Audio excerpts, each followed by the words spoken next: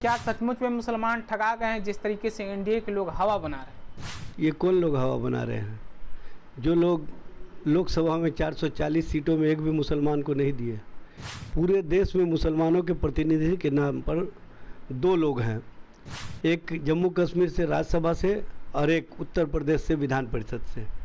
और लालू जी जिस तरह से उन्होंने अपनी सत्ता का परवाह किए बिना लाल कृष्ण आडवाणी को गिरफ्तार करके मसान जोड़ भेज करके देश और देश की राजनीति को बचाने का काम किया, देश को बचाने का काम किया, वो ऐसा कलेजा किसी नेता में नहीं। आपने देखना शुरू कर दिया है MyPDS समाचार। मैं हूं आपके साथ असलम अब्बास। बिहार में अति पछड़ा का बेटा सन ऑफ मल्लाह के नाम से मशहूर मुकेश सहनी को महागठबंधन ने डिप्टी सीएम का चेहरा घोषित किया है और लगातार एनडीए की तरफ से इसके लिए बयानबाजी जारी है। लगातार बोला जा रहा है कि मुसलमानों को ठगा जा रहा है। क्या सचमुच में मुसलमान ठगा गए हैं?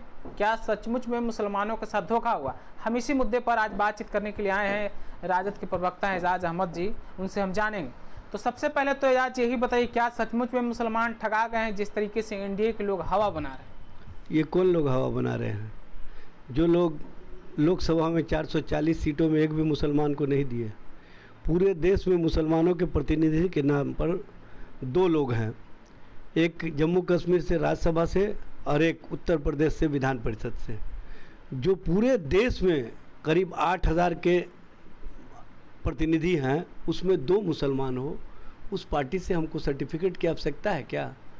और शाहनवाज हुसैन तो लगातार दौरा कर रहे थे किशनगंज का, भागलपुर का, कि एक अदद सीट मिल जाए। उनको एक अदद सीट नहीं समाज संघ तो बात करें, क्या बीजेपी एनडीए मुसलमान हितैषी हो गई? देखिए, मुसलमानों के हितैषी का मामला नहीं है।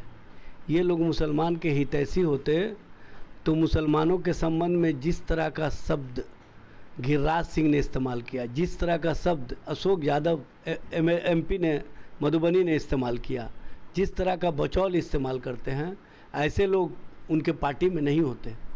उनको पार्टी से बाहर कर दिया गया होता।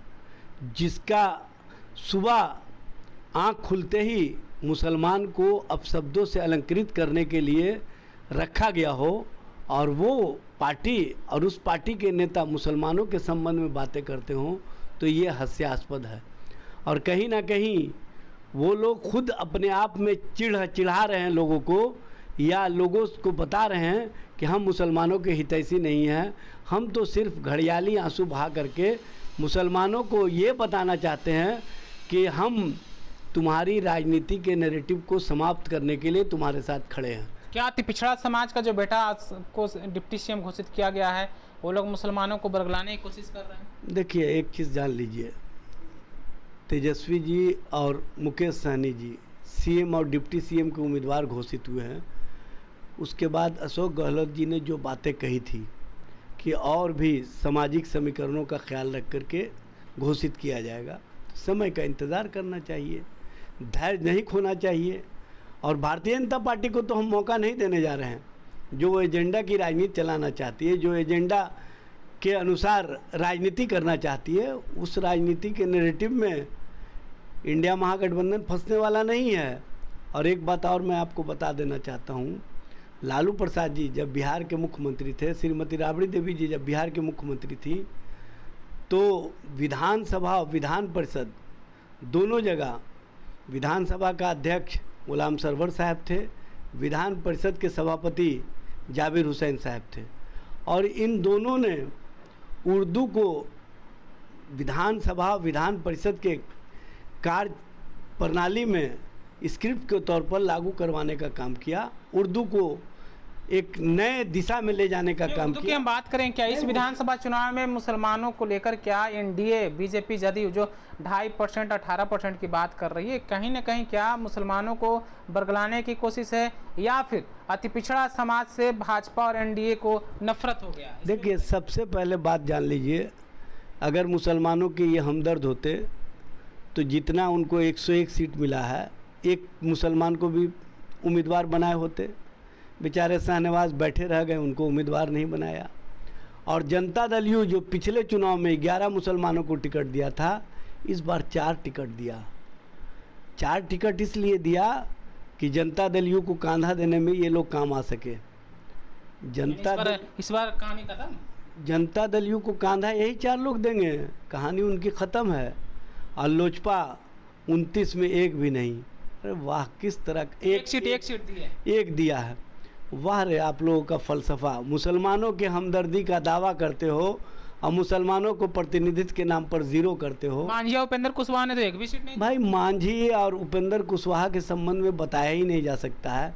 ये लोग तो खुद ही 6 अपने परिवार के लिए, अपने परिवार को एडजस्ट करने के लिए पार्टी रखे हुए हैं। इन लोगों का पार्टी थोड़ा ही है, परिवार को एडजस्ट करने वाला इंस्ट्रूमेंट है इन लोगों के पास।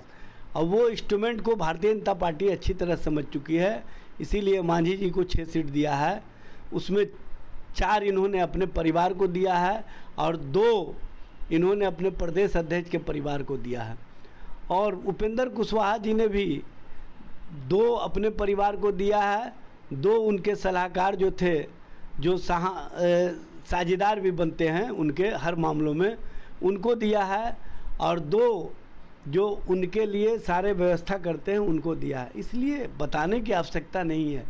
ये लोग जो नैरेटिव लेकर के आए हैं मुसलमान मुसलमान मुसलमान, इनको बता दीजिए कि लालू प्रसाद जी, तेजस्वी जी जितना झंझावत झेल रहे हैं, जितना कठिनाई झेल रहे हैं, जितनी परेशानियां झेल रहे हैं और जितना सामने से खड़े होकर के भारतीय जनता पार्टी को चैलेंज करने का काम किए हैं, वैसा दम देश के अंदर किसी नेता में नहीं है। कोई ना कोई समझौते करके ही राजनीति कर रहा है, लेकिन लालू प्रसाद जी बिना समझौते और बिना अपनी परेशानियों को किसी को बताए, सारे झंझावत और कठिनाइयों को झेलते हुए भी भारतीय जनता पार्टी के खिलाफ, सांप्रदायिक शक्तियों के खिलाफ सामने से खड़े होकर के उनको चैलेंज किया है। क्या आपको अभी उम्मीद है कि मुसलमानों का वोट बैंक आपके साथ इंटैक्ट है? देखिए, हमको उम्मीद नहीं, बल्कि मुसलमान को भी पता है कि अगर कोई सच्ची और सच्चे तौर पर हमारी सियासत करता है तो वो इंडिया महागठबंधन है, तेजस्वी प्रसाद यादव है। और लालू जी जिस तरह से उन्होंने अपनी सत्ता का परवाह किए बिना लाल कृष्ण आडवाणी को गिरफ्तार करके मसान जोड़ भेज करके देश और देश की राजनीति को बचाने का काम किया, देश को बचाने का काम किया, वो ऐसा कलेजा किसी नेता में नहीं। बिल्कुल, तो लालू यादव में जो कलेजा है और महागठबंधन के नेता जिस तरीके से सियासत कर रहे हैं बिहार में, पूरा समीकरण महागठबंधन के साथ है, एजाज अहमद जी का कहना है। और जिस तरीके से एनडीए के लोग मुसलमानों को लेकर सोशल मीडिया या तमाम तरह के बयान दे रहे हैं, उसमें कहीं भी कोई सच्चाई नहीं है। एजाज अहमद ने साफ साफ कह दिया है कि ये लोग सिर्फ और सिर्फ घड़ियाली आंसू बहा रहे हैं। फिलहाल आप अपनी राय क्या रखते हैं अति पिछड़ा समाज को लेकर, मुकेश सहनी को लेकर, और जिस तरीके से एनडीए के नेता तमाम तरह के बयान दे रहे हैं, आप कमेंट में हमारे साथ जरूर शेयर कीजिएगा। आपका बहुत बहुत शुक्रिया।